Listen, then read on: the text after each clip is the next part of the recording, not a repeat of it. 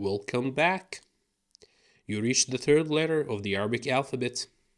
No, it's not the counterpart of the letter C. It's actually Ta. We must speak to Senator Ta immediately. Ta-ta. The letter T of the Arabic alphabet. I know it might sound too soon for a T in the alphabet.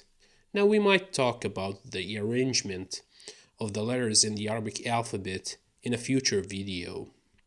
Ta looks like a smiling face. That's why I picked it to be the logo of this channel.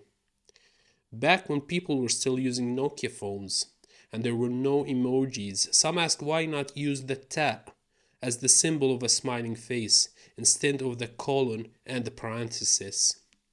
I mean, it looks more suitable and closer to a smiling face, as you can see. Now it also looks like a bowl, like Ba does, but it has 2 dots on top of it instead of 1 dot below it. There will be other bowls in the Arabic alphabet. You'll see. It's pronounced exactly like the letter T, Ta. No other way to pronounce it.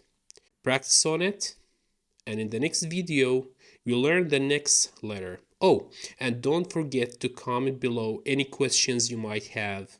See you in the next video.